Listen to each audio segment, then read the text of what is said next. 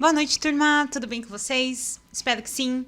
Hoje, então, nós vamos estar vendo o hormônio que pode estar estimulando aí a produção da prolactina e também o hormônio inibidor dessa prolactina.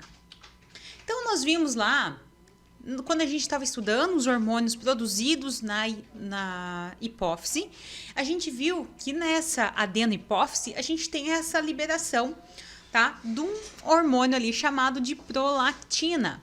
E essa prolactina, a gente viu que ela tem uma das funções principais, tá, a produção de leite nas mamas. Sabendo disso, tá, agora a gente tinha visto, né, naquela época que tinha ali no hipotálamo um hormônio que estimulava essa produção dessa prolactina lá na adenohipófise. Hoje, então, nós vamos estar vendo o que é que pode estar causando, né? O que faz com que essa prolactina seja, então, estimulada a sua produção, o que faz ela ser inibida, como é que acontece todo esse processo no nosso organismo. Muito interessante saber, tá, que essa prolactina, quando ela está sendo produzida no nosso organismo, só vou pedir para vocês ignorarem o barulho, tá? Meu prédio está em construção, então desconsiderar. Mas a produção dessa prolactina, tá? Ela é um pouco diferente dos demais hormônios que a gente estava vendo, então, que eram estimulados lá na hipófise, através da sua produção lá no nosso hipotálamo. A prolactina, ela vai ter a sua produção, tá, um pouquinho diferente do que a gente tem acostumado ver ali, tá, nesses hormônios hipotalâmicos, hormônios hipofisários, tá? Então, por exemplo, quando a gente tinha lá o TRH produzido lá no nosso hipotálamo, ele chegaria até a nossa adenohipófise, secretaria o TSH, que iria até a nossa tiroide e estimularia essa glândula da tiroide a produzir o T3 e o T4, certo? Nesse caso, tá, da prolactina, da sua produção, da sua secreção, ela vai ocorrer somente quando não tiver, tá, a secreção da dopamina. Por quê? A dopamina, ela vai ter um papel constante, tá, de inibir essa prolactina. Então, ela está constante, tá, fazendo com que essa prolactina não seja produzida. Então, por isso que nós não produzimos leite o tempo todo, certo? Essa mãe, por exemplo, nesse período gestacional, no período de amamentação, vai produzir a prolactina justamente por quê? Porque não vai ter essa ação da dopamina inibindo essa prolactina. Então, vai ser normal essa hipófise, adenohipófise, tá, a secretar essa prolactina.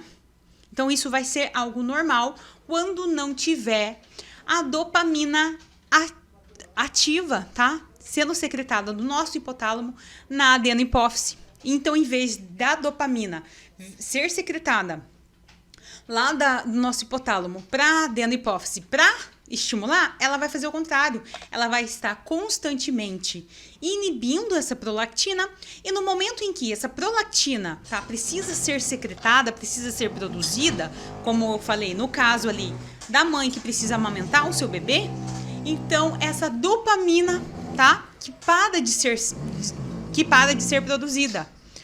E isso tudo, tá, tem uma ação lá da ocitocina. Lembra da ocitocina que a gente estava vendo?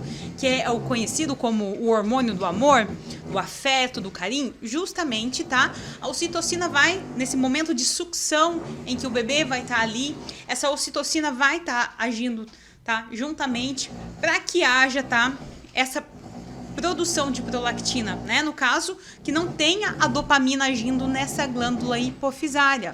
Nós também vamos ter um outro caso em que há, sim, um hormônio que vai estimular a produção de prolactina.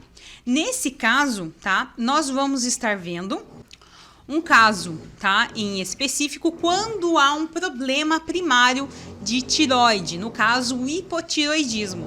Ou seja, essa glândula está tendo ali algum problema, ela está com alguma, né, ela está afetada, então ela não vai produzir o T3 e o T4 como deveria.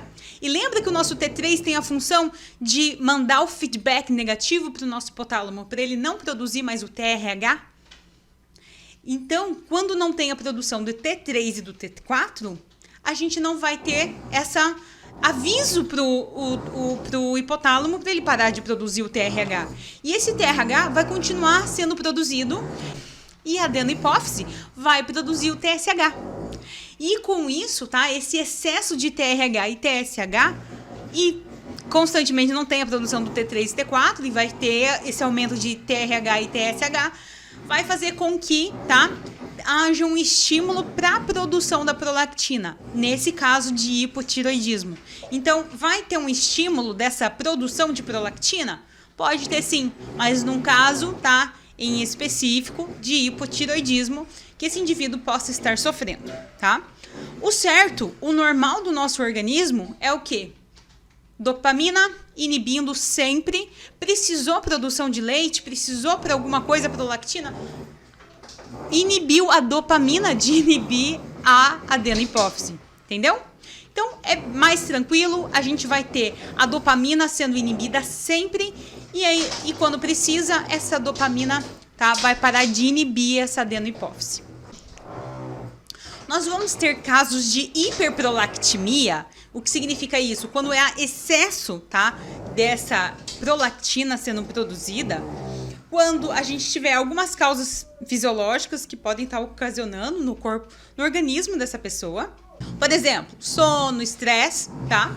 E alguns casos como a gestação, essa mãe tem um feto dentro do seu ventre, está ali gestando uma vida. Então, isso pode induzir essa hiperprolactimia, tá? Lógico, a mãe precisava amamentar naquele momento? Não, mas não há nada de errado a mãe ter ali já uma produção de leite no momento de gestacional, tá? Isso é normal em algumas mulheres, tá? No momento da lactação é super normal, mais do que o normal, né? É o necessário para alimentação daquele novo bebê, daquela nova vida. Então, nesse momento de lactação, há uma hiperprolactimia, ou seja, tem uma grande produção de prolactina nessa mãe, tá? Com o estímulo ali da ocitocina, nesse momento de sucção que o bebê vai fazendo. Então, isso ajuda, tá, o hipotálamo a perceber o quê? Mais produção de prolactina, ok? Então, aquela inibição da prolactina, né, quase inexistente, vai ter uma superprodução ali de prolactina. Quando também tem um estímulo mamário ou torácico, então, por exemplo, a pessoa tem ali algum piercing nesse mamilo, alguma coisa que está fazendo com que haja esse estímulo, né? Como eu falei, a própria sucção, né, do bebê tem esse poder, né? Então, às vezes, não é um bebê, mas às vezes, né, essa própria sucção que pode estar acontecendo, né?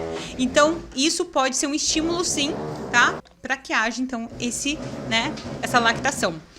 Também, como eu falei, um estímulo torácico, às vezes um trauma, tá? Uma batida, essa pessoa pode ter, sim, ali uma produção de leite ali temporária. Isso, tá? São causas normais, por mais que sejam ali sono, estresse, mas estão relacionadas, né? Causas que podem ali, né? Causas fisiológicas que vão ali com o período vão ocasionar, dependendo da situação, vai ocorrer, tá? Então, não é nada assim para se preocupar também, né? Mas, em algumas situações, tá? Que a gente vai ter que se preocupar. Por exemplo, aqui eu coloquei algumas coisas que podem estar interferindo nessa prolactina muito alta, tá? Artrite, doença celíaca, hipotiroidismo, como eu falei, né? Diabetes tipo 1, doenças intestinais inflamatórias, anemia, algumas síndromes, doença ali do tecido conjuntivo. Então, tá? São algumas manifestações que podem estar indicando algum problema um pouco mais sério, um pouco mais grave, para estar se preocupando, né, com esse excesso de prolactina. Ok? Pessoal, essa foi nossa aula de hoje. Se você ficou com alguma dúvida, deixe aqui nos comentários. Desculpa aí o barulho, mais uma vez, mas é o que acontece, né? Pessoal, fico aqui com vocês nos comentários. Qualquer dúvida, só me chamar, ok? Bom restante de aula e boa noite para vocês.